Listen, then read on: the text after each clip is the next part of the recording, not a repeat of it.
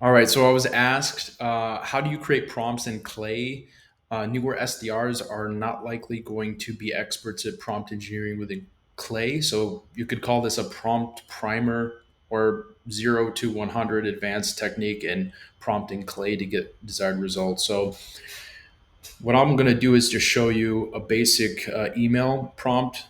Well, actually, it's quite advanced, and I think that it's good to show because that if you can sort of understand this, then you can pretty much do anything that you want in terms of controlling the language model. So I've selected Claude here, and so first you want to select Claude user key model version. I just go with Haiku because it's the cheapest.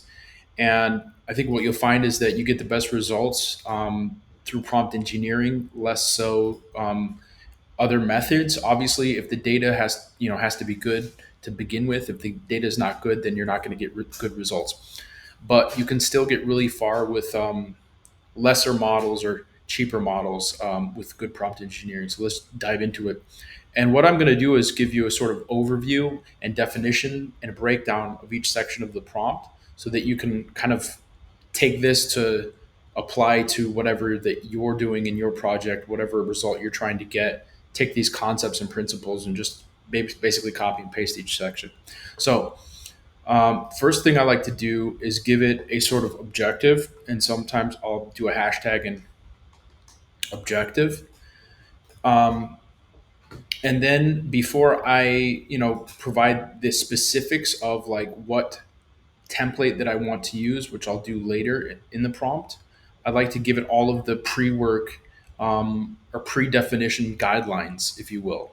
So what does that look like? So I'm saying complete every step below and output only a send ready message without preamble or explanation.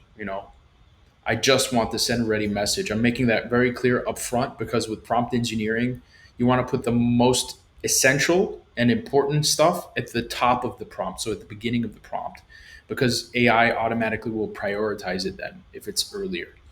So that's what's going on here. And then I give it a little bit of context. You could even, to break this out down even more specifically, you could do another hashtag and go context. And so giving it some context about what's going on here. We're sending this message alongside many other messages. So pay special attention to varying your sentences from the template to ensure each message is unique. So I have some specific stipulations, guidelines within the context that I'm giving it up front. And then we have the guidelines. And basically, it's just a short guideline of the things I don't want. Like, I want it concise, I want it lucid, devoid of cliches, domain names, marketing jargon, rhetorical questions. I just tell it all the things I don't want in there as a sort of overall guiding principle. And then I tell it what type of communication style that I want, right? Like, I want Spartan, no frills, implying high intelligence, straightforward. What type of word choice that I want? Prioritize simple words over complex, aim for easy to understand, industry tailoring, use industry vernacular and phrasing. Like, you may or may not use this. It's not absolutely essential, but I just like to include that as well. Omit words and phrases that trigger spam filters, like these ones, right? Use natural language enhancement.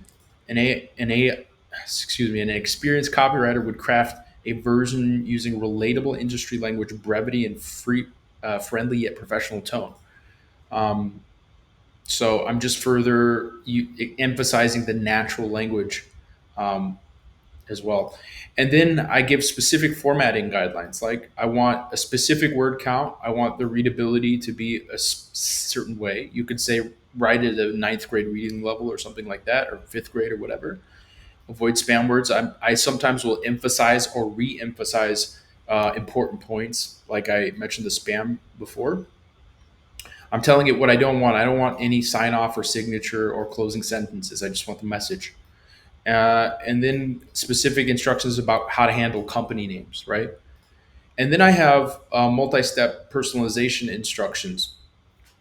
This you can leave in, or you can either include this or not, essentially.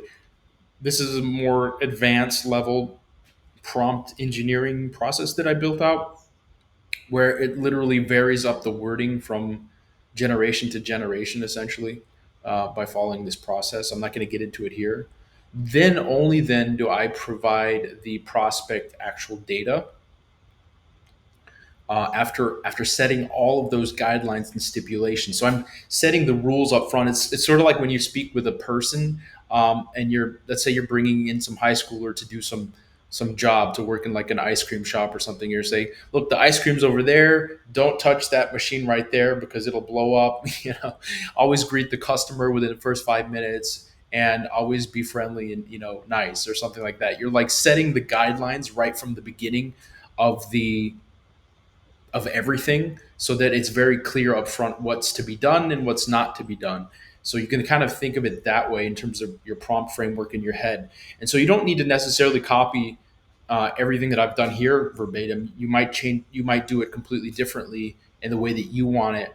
But what you would copy is the framework. Like, okay, I'm going to give all the tone guidelines, communication guidelines, the things to avoid, and the general guidelines, the formatting guidelines, the overall objective first, and then I'm going to give the prospect specific data. So now we have the prospect specific data like first name, company name, job title, and some other sort of you could say buyer intent signals or reasons for why they would need the product going on here. And that's what's going on here in the prospect data. Then I give the template of, okay, here's what I want you to say.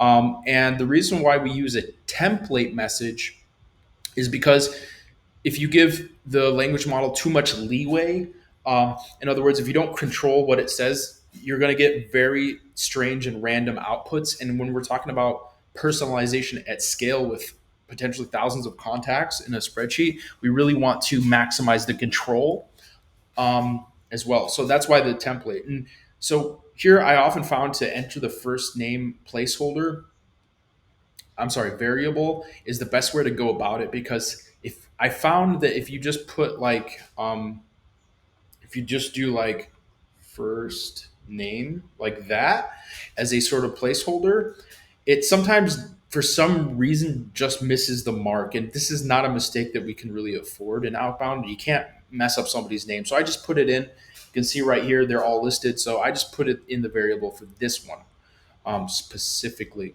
Now, for the rest of them, I typically use just a placeholder, descriptive placeholder in square brackets. Tends to work just fine. And then what I found is that I'll put like the UVP or whatever the thing is that I want injected or replaced by the placeholder, right? I'll put that here, right? And then I'll give it an example, and then I'll say, give it an example of what I'm talking about specifically so that it knows exactly what that is. And that's how, I sort of deal with this typically. Um, and then there's the template. And then what I'll do is I'll add examples, right? So I'll include like an example section where I will basically what I'll do is generate some outputs with just the template. Then I'll go over to like ChatGPT 4.0, the highest model that I can get, or Opus, Anthropic Opus, the highest model that I can find.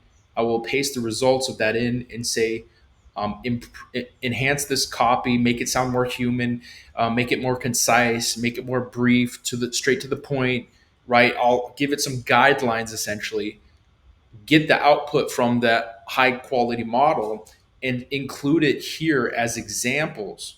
So I get like a full email example of what I'm actually looking for. And a lot of times I'll make sure it's properly formatted as well. In this case, it's still giving me good outputs regardless, but that's what it looks like.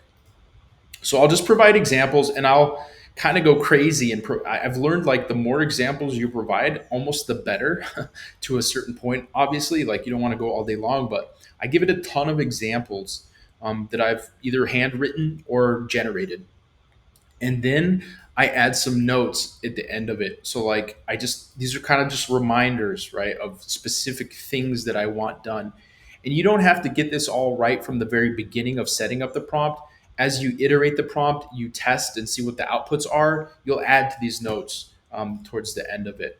So we have specific notes. We have some broad level notes, and then I do two hashtags for opener notes. Like, here's exactly what I want about the opener. Like, the opener should be careful not to sound presumptive. Like, it should be direct and concise opening. Like these are important points for specifically the opener, for specifically the value proposition. I want you to phrase social proof as if clients are saying these results, not us. So I say specific ways to do it, specific call to action notes. Um, that's what those are. So I basically give it specifics on particular aspects of particular sections of the template, right?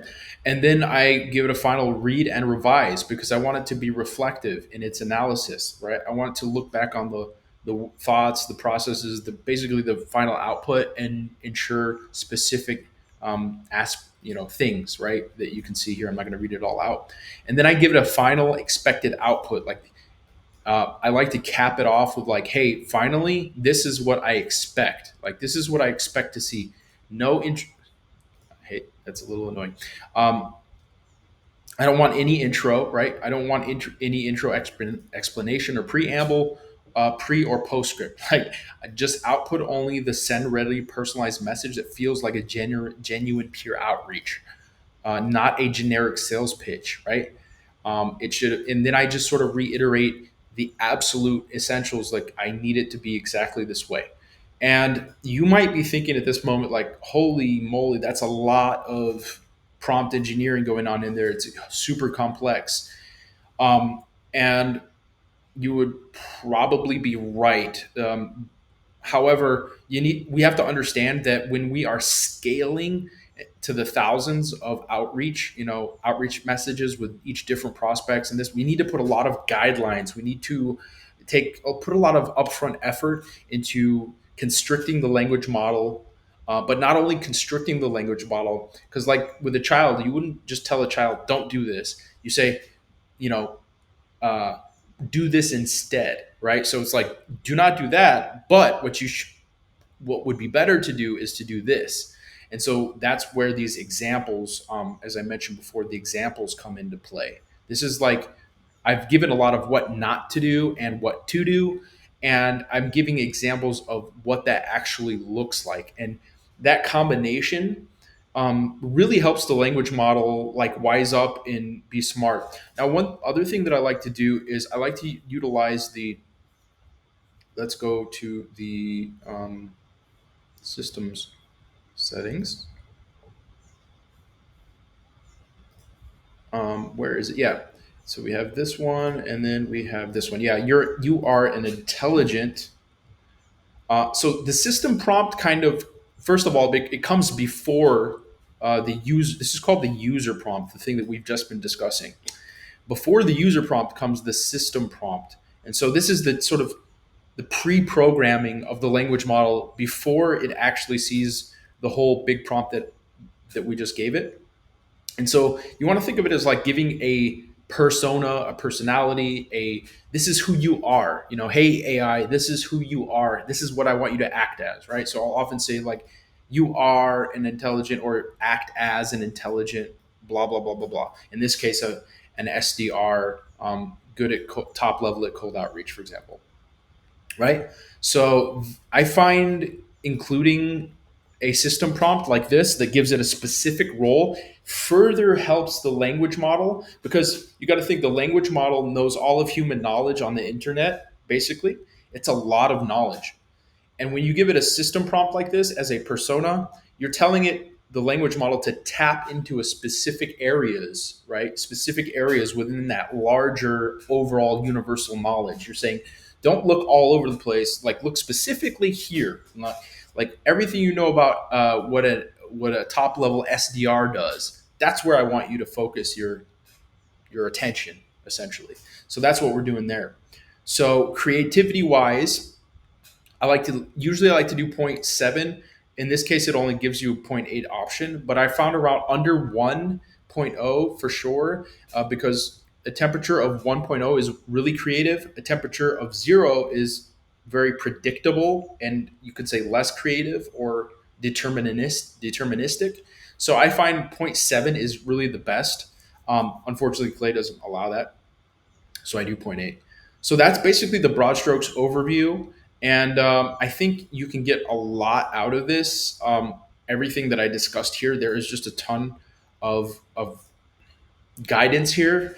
of how to do prompt engineering. And if you can kind of master a prompt at this level right here, you're going to be able to, your prompt engineering is going to be sufficient to do basically any kind of task or project that you need to do. So hopefully that's helpful. It's been Travis. Thanks so much. Until next time.